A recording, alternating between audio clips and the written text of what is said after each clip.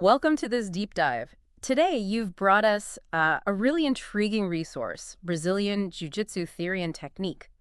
It's by Renzo and Royler Gracie, with Kid Peligro and John Danaher also involved. That's right. Our mission, really, is to kind of cut through this guide and pull out the core ideas, the theory behind BJJ, and maybe some key techniques. Yeah, absolutely. And what really jumps out, I think, is just how ambitious this book is. It's not just like a list of moves. It's trying to lay out the why. Why does BJJ actually work? And having the Gracie name on there, well, that carries serious weight, doesn't it? Plus, you've got Kid Peligro and John Danaher contributing. Yeah. So it suggests a pretty well-rounded look at the art.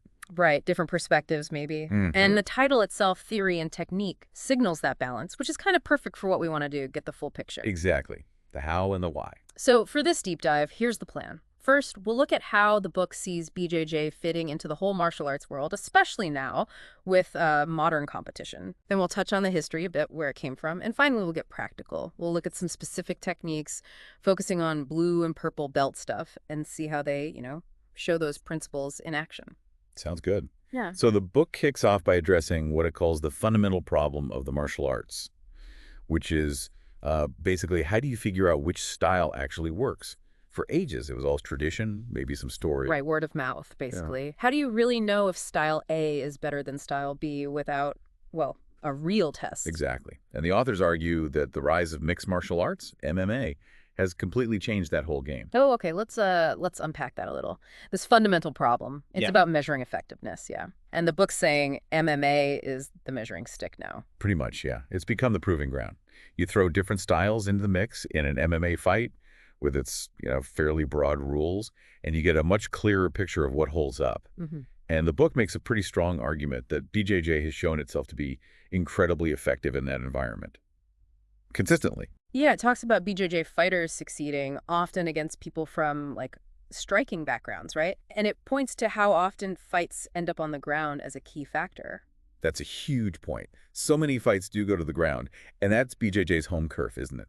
The focus on grappling, control, submissions, chokes, joint locks, that becomes a massive advantage down there. And it makes you think about self-defense, too, because a real fight could easily end up on the ground, planned or not. Definitely. So having skills to manage that situation, control someone, neutralize a threat, it's invaluable. The book essentially uses BJJ's MMA track record as evidence of its practical effectiveness overall. Makes sense. Okay, so effectiveness established. The book then looks back at the origins. Reminds us it might be Brazilian Jiu-Jitsu, but the roots are Japanese. Right, firmly in Japan. It traces it back to Japanese Jiu-Jitsu, and importantly, Jigoro Kano, the founder of judo. Oh, Kano. The book explains he was trying to modernize those older grappling arts, make them safer for sport, right? Exactly, systematizing things. And then you have Mitsuya Maeda, who was one of Kano's students. He's the Keeling. He travels to Brazil, early 20th century. And shares his judo knowledge, which, crucially, the book says still had a lot of ground fighting back then with the Gracie family. And that's where BJJ really starts to diverge and become its own thing. The book really stresses the Gracie family's role here. They weren't just like passive students. No, they were actively adapting it. The book suggests they saw ways to refine what Maeda taught, especially on the ground, and they tested it, refined it through, well, real fights and challenges. Yeah, they specialized it. And it's fascinating, the book calls BJJ a martial arts research program. Oh, interesting phrasing. Yeah, it implies it's not static. It's constantly being tweaked, tested, improved based on what actually works in practice. That idea of ongoing evolution is really appealing if you're looking for knowledge that's, practical and proven. Absolutely. That dynamic aspect is key.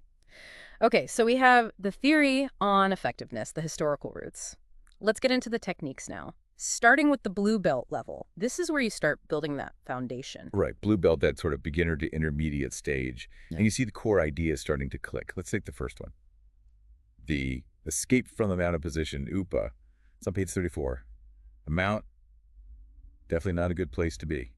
Opponent sitting right on your chest. Yeah, bad news. So the UPA is like the primary escape. How does it work, according to the book? Okay, so it's a sequence. First, you bridge your hips, lift them up powerfully.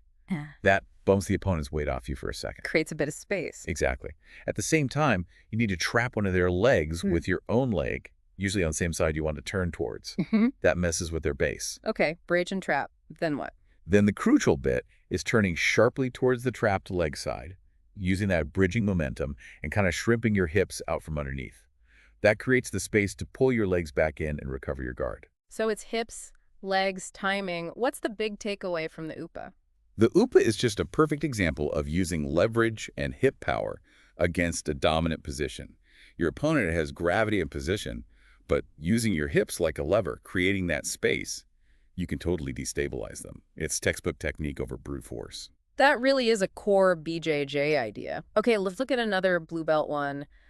The double ankle grab sweep on page 74.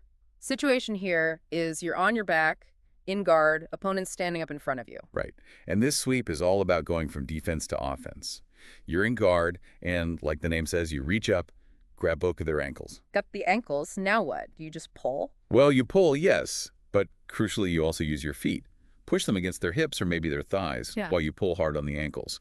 That push-pull combo completely breaks their balance. Ah, okay. Destabilize them. Exactly. They go backwards, and if you time it right, you use that momentum to follow them up, sweep them over, and land on top. Nice. So you've reversed the whole situation from bottom to top. What principle is this showing us? This really shows how BJJ sees the guard, not just as defensive, but as an attacking platform. You're not just surviving on your back, you're actively looking for ways to unbalance them, sweep them, get on top.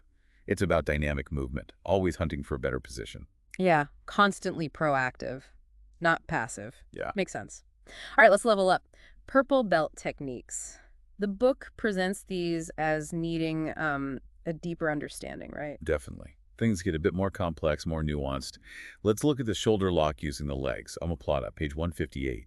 Even the name sounds a bit tricky, locking a shoulder with your legs. Yeah, how does that even work? Seems complicated. It usually starts from the guard again. You'll get control of one of their arms, maybe pull it across your body. Then the tricky part. You swing one leg over their shoulder and bring your other leg under their armpit, kind of trapping their arm between your legs in like a figure four shape. Whoa, okay. That's some serious leg work. How do you finish it? Once the arm is trapped, you have to adjust your hip angle, maybe sit up, to put pressure on their shoulder joint itself. The book actually notes it looks more complicated than it feels sometimes. It's all about the leverage from your hips and legs isolating that shoulder. So leverage again, but using the legs in a really specific, maybe unexpected way. What makes this purple belt level? It just requires more body awareness, more coordination, both to set up and finish. It's not brute strength, it's understanding angles, timing, using your whole body. Plus, it's a less common attack, so it can catch people out. Really shows that more sophisticated submission game you develop. Definitely sounds like it needs drilling. Okay, one more purple belt technique. Knee bar attack from inside the guard position, page 184, back in the guard again. Yep, the guard is central. Always options there. So the knee bar from inside guard, as you'd guess, targets the knee. You need to isolate one of their legs first, using your arms and legs to control it. Okay, got a leg isolated. How do you apply the lock? You need to secure their foot or lower leg, then use your hips and often your other leg as a fulcrum right behind their knee joint. Then you extend your hips upwards, pulling their foot towards you. That creates a really strong hyperextension force on the knee. It's powerful. Oof, sounds like you need control there. What's the insight from this technique at this level? What reinforces that focus on attacking joints, even from the guard? You're never really just defending on your back in BJJ. You're always a threat.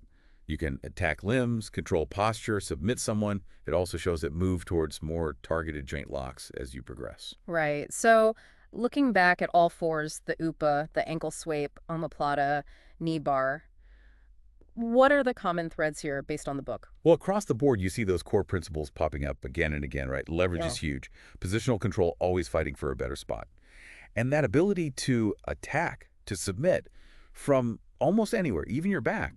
And the jump from blue to purple, you definitely see more complexity, a deeper understanding of body mechanics, using angles more effectively. Yeah, and I also noticed the emphasis on escaping first, like with UPA.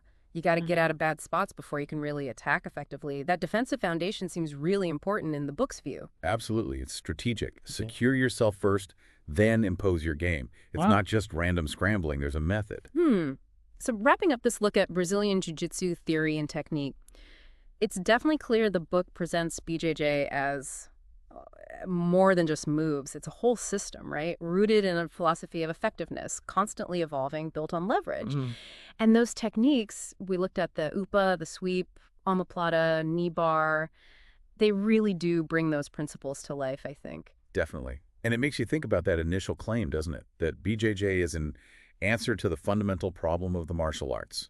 It's a bold statement, but seeing the emphasis on practicality and proven effectiveness, it's compelling. How do you think its grappling focus compares to other arts? Yeah, it's a big question. Certainly food for thought. And, we only scratched the surface here. This book goes way deeper. History, self-defense, tons more techniques. So definitely encourage listeners to dig into any parts that caught their interest. For sure. Always more to learn. Well, thank you for bringing this one in. Really fascinating stuff. Hope this deep dive gave everyone some useful insights into BJJ theory and technique. Until next time, keep learning, stay curious.